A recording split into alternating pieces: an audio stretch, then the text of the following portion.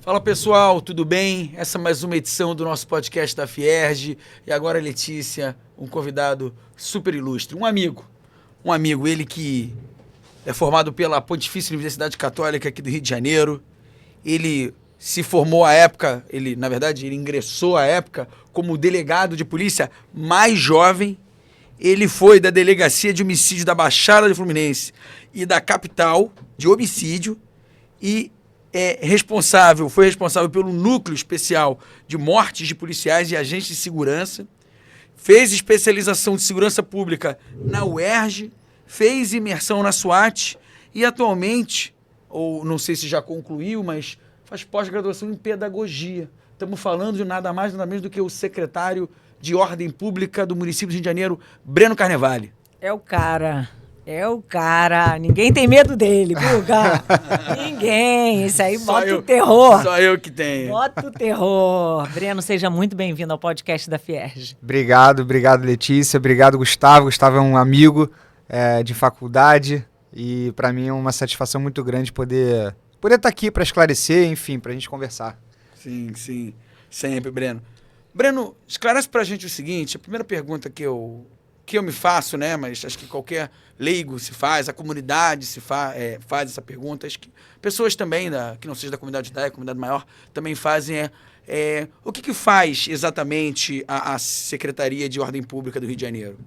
Essa é uma questão importante e é natural que haja dúvidas, né, porque ordem pública, por si só, é uma expressão que é vaga, né, é complexa, envolve um monte de coisa. Então, a título de exemplo, a ordem pública cuida, né, do espaço público, né, das calçadas, por exemplo. Então, trata de fiscalização de comércio ambulante, trata de perturbação de sossego, faz fiscalização de alvará de estabelecimento, a gente fiscaliza ferros velhos que acabam fomentando furto de cabo, por exemplo. Acabou de ter uma ação nessa do ferro velho, né? Sim, a gente está corriqueiramente fazendo apreensão de cobre, enfim. Uhum. A gente tem um programa específico de segurança para o BRT, que é o BRT Seguro.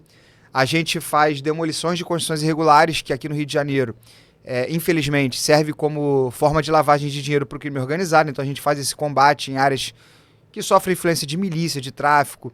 E a gente tem a Guarda Municipal como também um braço operacional, né, uma autarquia, mas vinculada à Secretaria de Ordem Pública.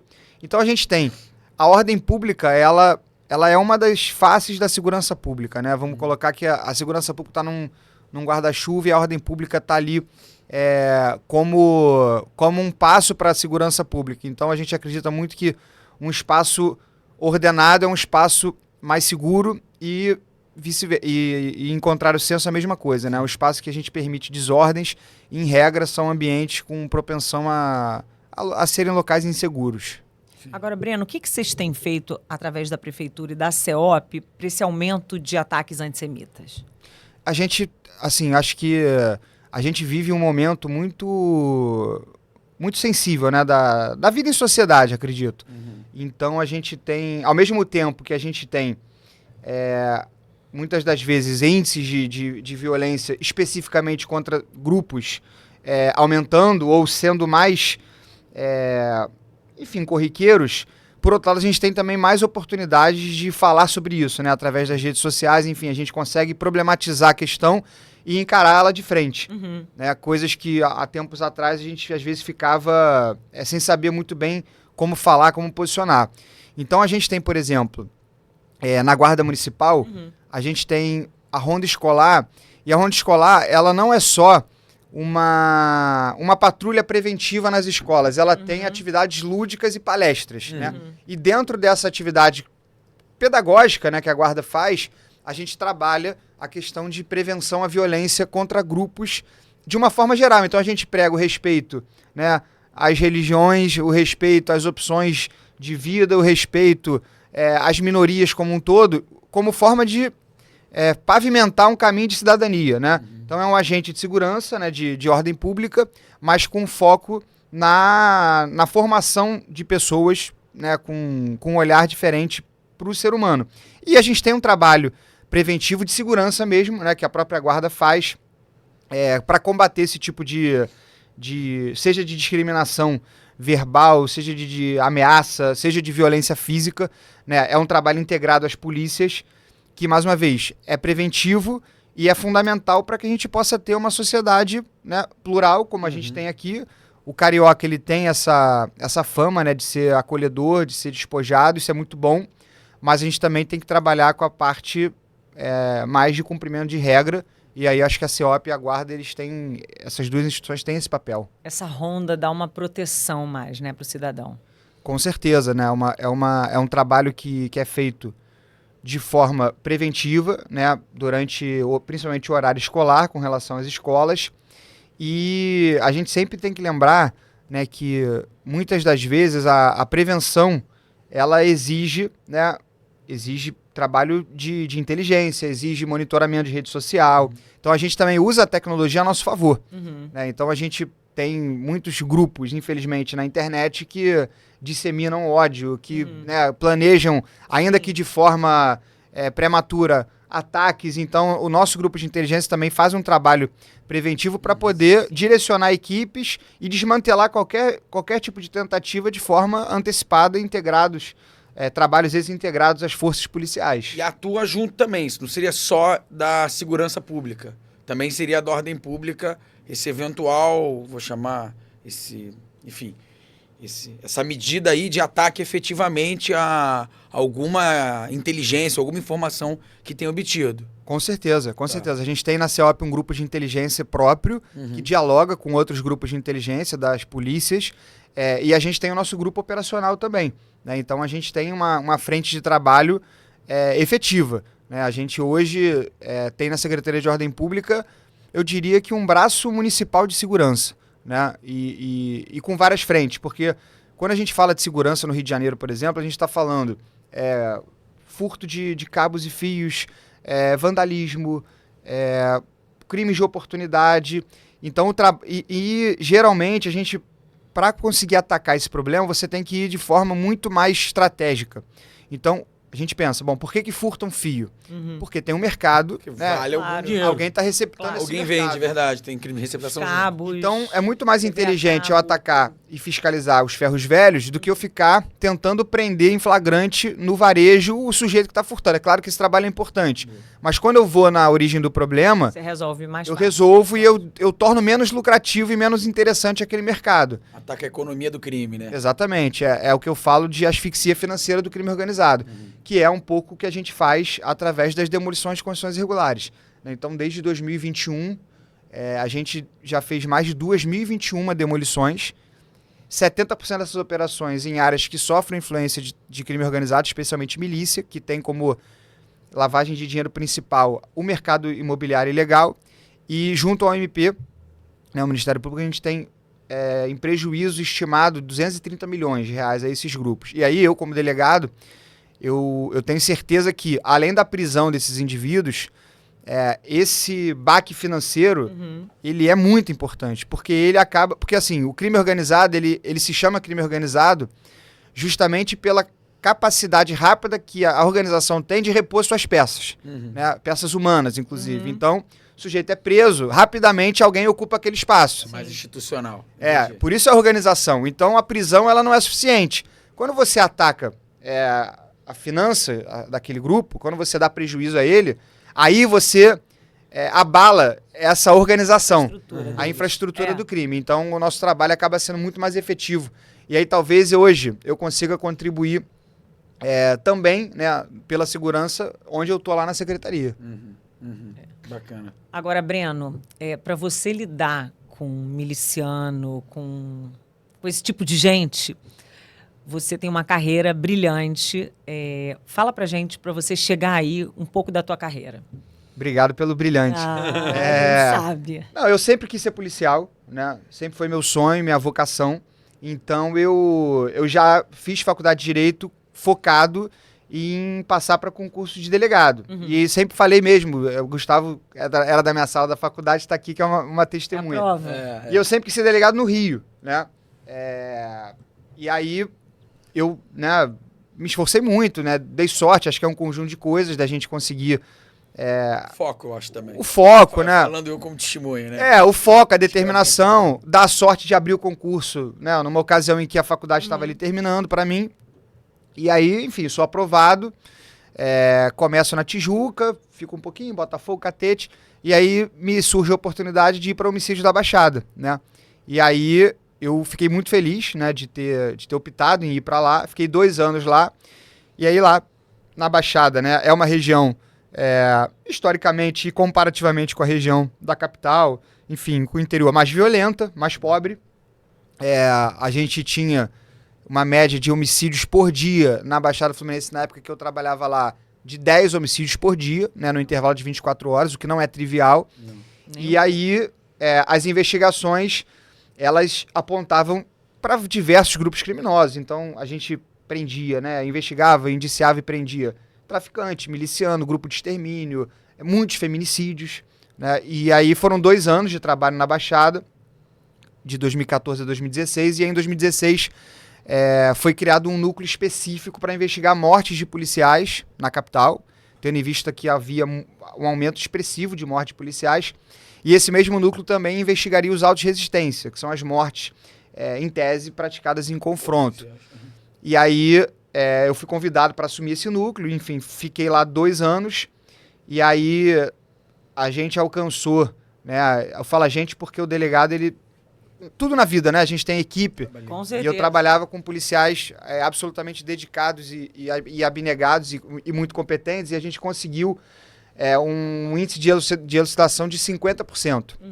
Né? O que comparativamente com índices históricos é bem impactante. Claro que não é o ideal, não é o ideal que a gente conseguisse elucidar 100, mas dentro das nossas perspectivas eram... E mais uma vez, a gente lidava, né, com essas pessoas. Enfim, eu acho que a minha vocação ajuda, né, porque eu não me considero, né, acima de ninguém, mas acho que quando a gente está num objetivo, né, que a gente tem esse foco, tem essa verdade com a gente, né, que é o meu trabalho, a minha vocação, acho que isso ajuda muito.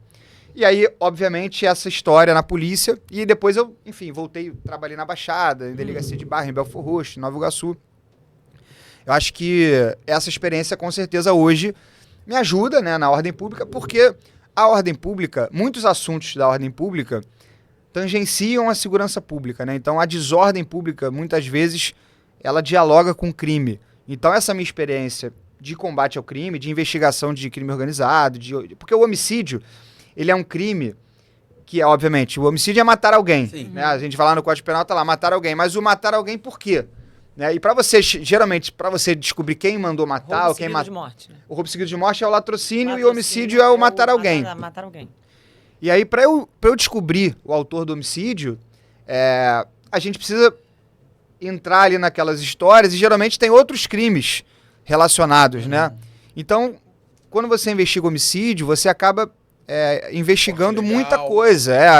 Crime de tráfico de drogas, crime de lavagem de dinheiro, enfim, grilagem de terra.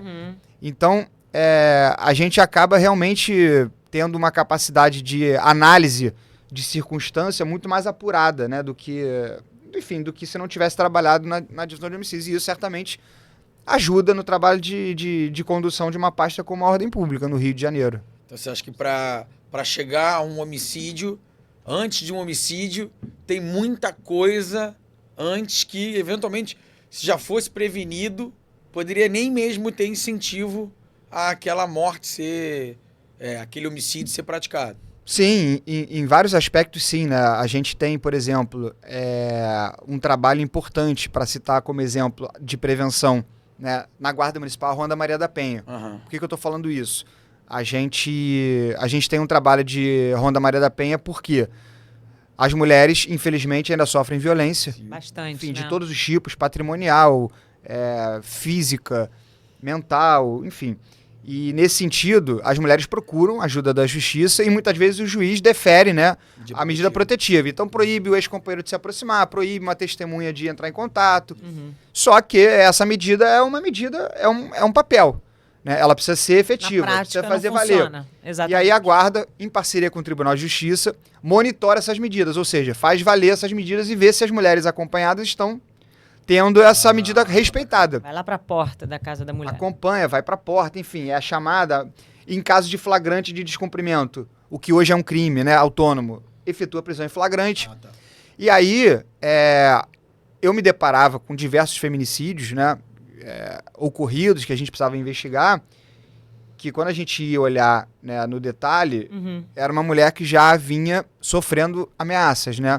Então Já é vinha o tipo sofrendo a de... violência doméstica, já tinha Verbal. dado esse alarme. Exatamente. E aí, enfim, a prevenção, ela salva vidas mesmo, porque quando a gente está diante de uma situação como essa, você está evitando a morte. Então, o crime de homicídio, Perfeito.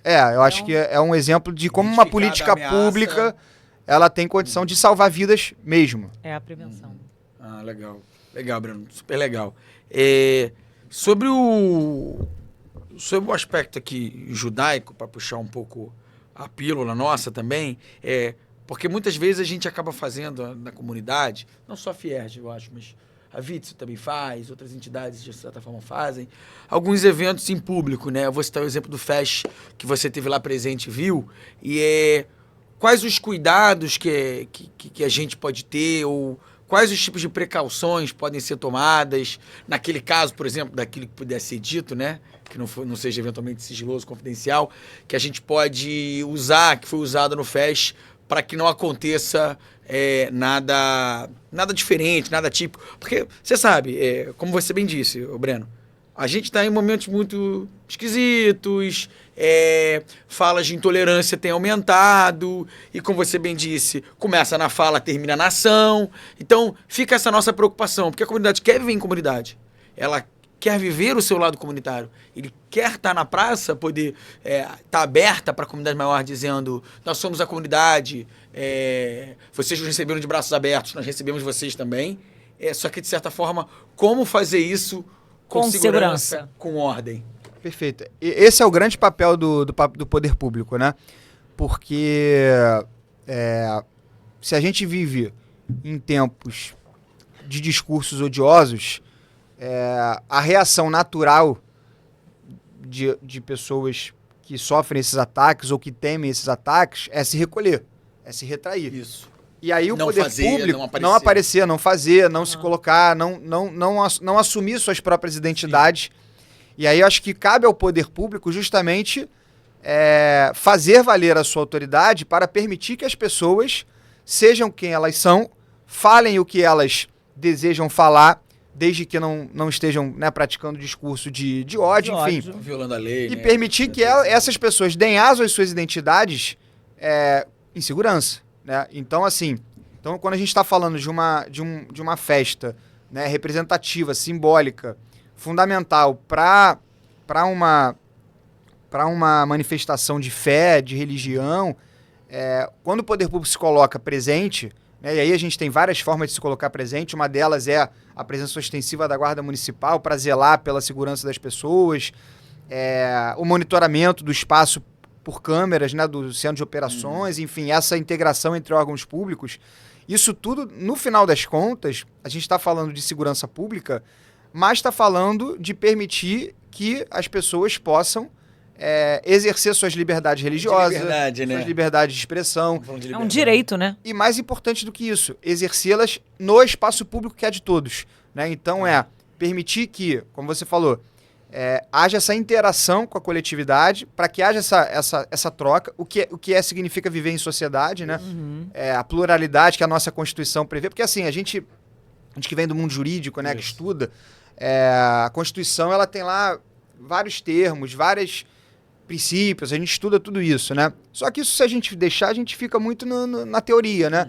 O que é, afinal de contas, a liberdade de expressão, a liberdade religiosa? É você poder fazer um festival manifestando a sua crença, a sua fé, num espaço público, né, em sintonia com o poder constituído, e que esse poder constituído, que lhe deve segurança, assim haja. Né? E que as pessoas tenham o direito de não manifestar aquela fé, mas que tenham o dever de respeitá-la. Então, acho que esse é o resumo da ópera, e se faz isso com segurança, com prevenção, com educação, né? Podendo, enfim, fazer projeto cultural.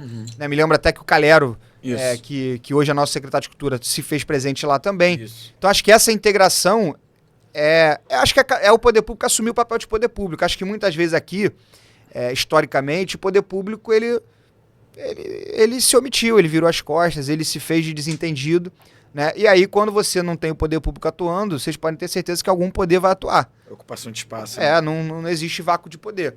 Então, o poder público precisa fazer valer suas prerrogativas. Sim, legal.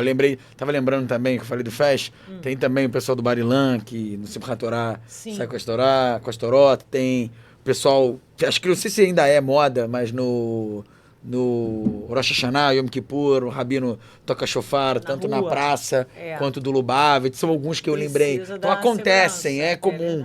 E acho que essa parceria com a Guarda Municipal, com o poder público é fundamental. Porque é isso, acontece uma vez, talvez pode criar algum tipo de preocupação. Teve até outros casos que eu queria comentar com o Breno. Eu acho que não tem acontecido faz muito tempo isso. Mas já aconteceu antigamente pichações de suástica, chegou a acontecer no CIB, chegou a acontecer no Barilã também, na frente. Então, quer dizer, algo proposital na comunidade para agredir, né? Eu acho que a presença do poder público para evitar que isso aconteça, e não só para reprimir, né? Eu acho que é muito importante, Agora, Breno, que ações vocês estão fazendo nesses últimos dias aqui na Prefeitura? Olha, essa última semana a gente teve... Acho que a Secretaria de Ordem Pública, ela é muito operacional, né? Ela cuida do dia a dia da cidade, né? Por isso que a gente não para, né? Não tem como a gente descansar, porque a todo momento a cidade está em movimento, Rio de Janeiro, capital aí do mundo, então a gente está o tempo inteiro trabalhando. Agora, a gente tem esses focos de atuação, por exemplo, essa questão dos ferros velhos é uma questão para a cidade, a gente não pode permitir né, que a nossa cidade seja dilapidada, né? Então são fiscalizações importantes, a gente tem feito apreensões, né, desse material receptado, enfim. A gente tem feito essas ações de demolição de construções irregulares e aí são 3 pilares de atuação para esse foco, né? Primeiro, a preservação da vida. Em 2019 a gente testemunhou, né, o prédio na Muzema caindo, pessoas morrendo. Então, em última análise, a gente está protegendo a vida das pessoas. Pessoas, muitas vezes, humildes, né, que são enganadas. É o sonho da casa própria, né? E aí reúnem um dinheiro de uma vida toda para pagar um imóvel que nunca vai ser delas. Sim. Né, e esse dinheiro vai direto para o bolso do miliciano. Então, além de preservar a vida, é asfixiar financeiramente o bolso desses criminosos organizados e trazer ordem pública, né? Uma cidade que cresce sem ordem é uma cidade que não vai funcionar bem. Então a gente precisa fazer esse freio de arrumação. Então já são, como eu falei, mais de 2.000 demolições, 230 milhões de prejuízo ao crime organizado. A gente tem o BRT Seguro e esse trabalho, e aí a gente pode até fazer um paralelo com o exemplo de sucesso que teve na Colômbia, né, em que o transporte público, a mobilidade urbana, ela avançou junto com a ordem pública e com a segurança, né, e aí melhorou muito os índices de segurança. Então hoje a gente tem no BRT um modal fundamental, né, para a Zona Oeste, para a população da Zona Oeste que se desloca para o centro. Eu, sem querer te cortar, Não. eu me lembrei de um... Não sei se foi você que postou, alguém postou a cena de um cara pulando e se pendurando. Fui eu. Negócio, destruindo assim... Sem... Gratuitamente. Pessoal Pra estragar mesmo. pulando catraca no BRT. Na verdade, o pessoal entra por trás, né? Exatamente. Tem muito isso. Exatamente isso. Então, assim, a gente tem uma série de, em tese, pequenos comportamentos ilegais que a primeira medida você fica... Crime de dano. Aquela coisa que juridicamente você vai olhar a pena do crime, não é lá essas coisas, né? Se você for comparar com homicídio, por exemplo, você vai falar, não, mas isso aí... é tolerável. Não é. Não é. Pode ser tolerável. Então, a gente tem um trabalho no BRT Seguro de fiscalização com foco justamente nessa mudança de cultura. Né? Então, a gente tem policiais e guardas municipais especialmente treinados para esse fim e a gente tem aí, desde junho de 2021, quando a gente lançou o projeto, mais de 2.000 prisões, né? E aí são crimes de furto, de dano ao patrimônio público, importunação sexual e mais de 8.000 multas a caloteiros, que é justamente o sujeito que quer entrar sem pagar a passagem, né? Então, e aí comparando o primeiro trimestre de 2022 com o primeiro trimestre de 2023, 90% de redução de danos em plataformas. É isso que eu ia falar. Eu li que depois que você entrou, os números melhoraram muito na segurança. E aí a gente cria uma rede de vigilância com as câmeras, com a presença dos agentes públicos, e aí você vai mudando a forma das pessoas pensarem. Então, se antes... porque esse negócio de vandalizar é de uma forma muito burra, na minha opinião, com todo respeito ao burro. Era uma forma que a pessoa tinha de protestar contra, sei lá, contra a ineficiência do transporte público. Só que o sujeito está quebrando o negócio que ele mesmo precisa. Que é dele ele está mesmo. prejudicando todo mundo, que é os pares dele. Então, não é um negócio inteligente. E aí, só que, nesse sentido, nessa coisa popular de manifestar, de se revoltar, o sujeito começava a quebrar, é raro você ver um efeito manada de outras pessoas naquela coisa de multidão. Mas era uma quebra como protesto mesmo? Não, eu tô querendo dizer assim, Porque eu não... hoje a gente não vê mais isso, hoje a gente não vê mais isso, né? Porque eu acho que a gente mudou o foco. O que eu quero dizer é o seguinte, se você tá lá com, sei lá, trem parado, né, aquele pessoal chateado porque o trem tá parado, aí um sujeito começa a quebrar lá ou dar pancada na parede. Ah, tá. Você vê naturalmente aquele efeito de multidão, outras pessoas aderindo àquele comportamento e saem batendo de volta. Vamos quebrar tudo. Vamos quebrar tudo e vamos resolver o problema assim, né? Não se resolve. Não se resolve, enfim, só se pioram as coisas. Exatamente. Hoje, no BRT, eu acho que e o prefeito Eduardo Paes tem um papel muito importante disso, quando ele comunica muito bem essa coisa da burrice desse comportamento, o burrice é por minha conta, né? Porque é isso. E hoje, quando o sujeito vandaliza o BRT, você já tem a população contra o vândalo. E isso não é trivial, isso é muito importante, porque a gente está mudando a lógica, né? Então você tá, na verdade, trazendo para a população a noção de espaço público como algo de todos, né? Que é um grande desafio no Brasil. Não de ninguém. Exato, não é aquela coisa abandonada, terra de ninguém, que eu faço o que eu quiser e tudo bem, né? Então acho que... E aí, óbvio, a gente tem que ter a mão da lei, né? O cumprimento da lei. Então, assim, a lógica que a gente tem no BRT Seguro é o seguinte, o policial no Rio de Janeiro, é claro que ele quer apreender fuzil, ele quer prender o cara que mata. Isso é muito importante. Mas para o sistema do BRT ser sustentável, eu não posso permitir caloteiro, eu não posso permitir vândalo, eu não posso permitir furto. Que, como eu falei, podem ser crimes menores no ponto de vista da pena, mas para o meu sistema do BRT, prender um vândalo é como aprender um fuzil na favela. Para o policial isso é muito importante que seja claro, porque ele precisa ter dimensão da importância do trabalho dele, né? Então, eu acho que a gente vem conseguindo isso nesse aspecto, da parte de eficiência das equipes, proatividade das equipes. Então, a gente tem policiamento embarcado nos ônibus, o que é uma novidade no município do Rio de Janeiro. A gente nunca teve o guarda fardado, embarcado no ônibus, fazendo a segurança no ônibus, não se transportando no ônibus. Tem o patrulhamento, né, com as viaturas pelos corredores, tem o patrulhamento baseado nas estações, as câmeras, né, fazendo esse contato. Então, o BRT Seguro hoje é um trabalho que a gente tem que manter e que é muito importante que continue, né, e que a gente vai continuar cuidando bastante. E eu acho que a gente tem um projeto, né, de segurança municipal, que a gente já está no projeto piloto no Meier, que é justamente olhar para o município como prevenção à violência. E aí a gente conseguiu baixar também em 33% o índice de crimes de oportunidade, furto e roubo, né, no Meier, no perímetro do projeto. Enfim, a gente tem políticas públicas em andamento que a gente precisa continuar trabalhando para mantê-las, né? Sem contar que a Secretaria de Ordem Pública, né, ela faz um trabalho de operação muito forte nesses eventos. Então, Carnaval, Réveillon, Rock in Rio, Web Summit. Web Summit foi um sucesso aqui no Rio. Graças a Deus. Aliás, o Rio de Janeiro, ele tá voltando a ser a capital. Acho que tá voltando a ter eventos, tá voltando a ter produção cultural, produção de tecnologia. E isso é fundamental porque a nossa cidade tem que ter vida, né? Sim.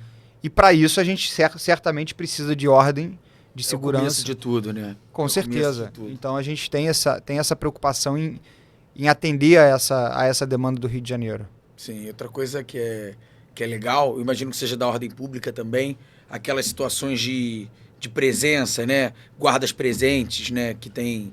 Não sei, uma época teve na Lagoa, não sei se ainda tem, uma época que eu morava lá. Acho que na Barra da Tijuca tem algumas coisas. Tem Segurança alguns bairros. Presente. Segurança Presente é o nome. Segurança Presente é um programa Segurança Pública. é do governo do Estado. governo do Estado. Não é Na verdade, é da Secretaria da Casa Civil do Governo do Estado. Tá. E é um projeto que... Da Casa Civil do Estado, tá bom. Exatamente. E que tem uma importância também para a ostensividade da segurança parte pública. O de vocês é a Guarda Municipal que faz as rondas. A Guarda Municipal, a gente tem em Copacabana, especificamente, o programa chamado Rio Mais Seguro, que também que conta com policiais na folga, treinados na prefeitura, que também auxiliam no trabalho de segurança pública. Então, participam de Operação Verão, participam do ordenamento do bairro como um todo.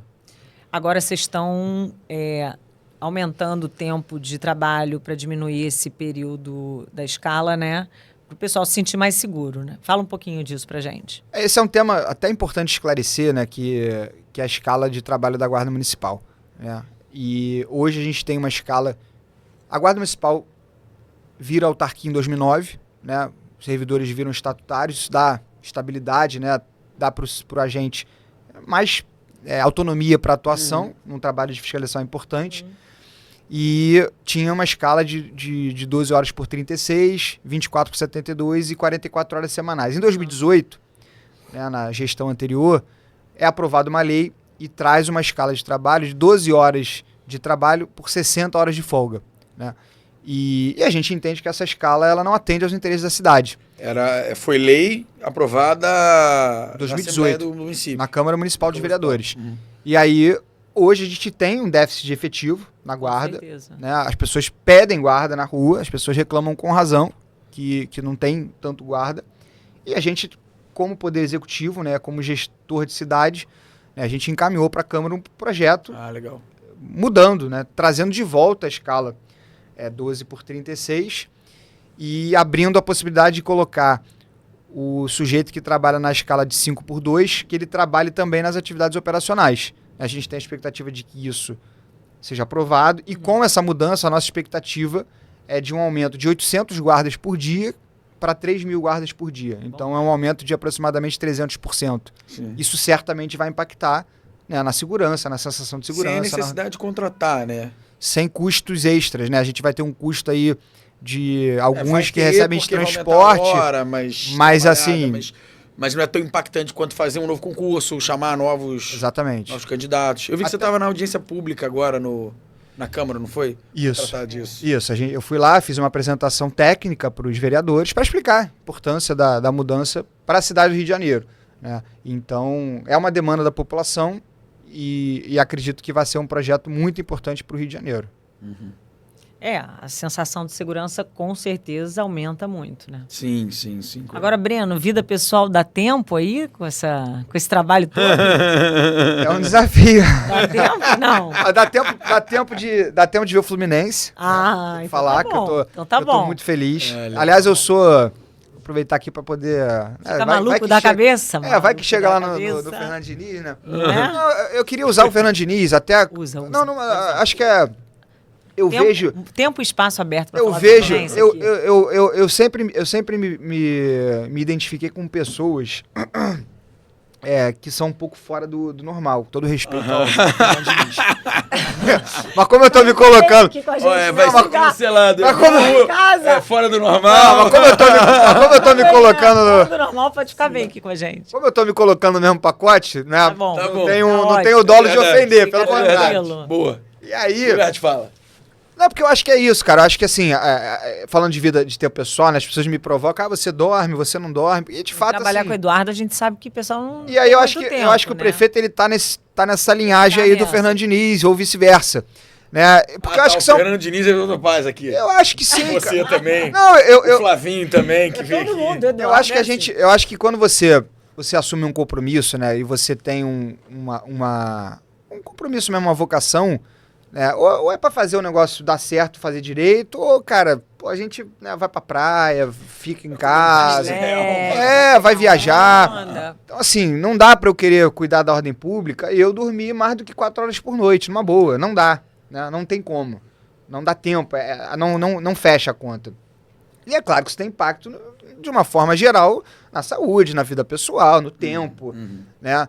Na forma como você lida com a sua agenda, com seus compromissos, mas o importante é que eu tô feliz, tô bem. Os números apontam que, segurança do Rio E eu acho que... melhorou e muito. Eu acho que a gente é arrastado pelo exemplo, Fest né? Rio foi super protegido. Que bom. A gente tem muito a agradecer, né, Guga? Com certeza. O prefeito Eduardo Paes é um cara que arrasta pelo exemplo. E aí eu falo com maior tranquilidade e espontaneidade, porque é isso, assim, cuida, né, do detalhe, sabe exatamente do que está falando, enfim. Então acho que isso também motiva, né? Então eu já sou um cara um pouco agitado, um pouco acelerado, um pouco, né, o Gustavo já me conhece, um pouco obstinado, e aí você tem ainda mais um incentivo que você tem uma referência, um líder, um chefe, que também é assim. Então assim, É assim. aí piorou só um pouco as coisas, mas tá Sinta-se bom. em casa, aqui Criou com a gente. uma ressonância, né? Exatamente, né?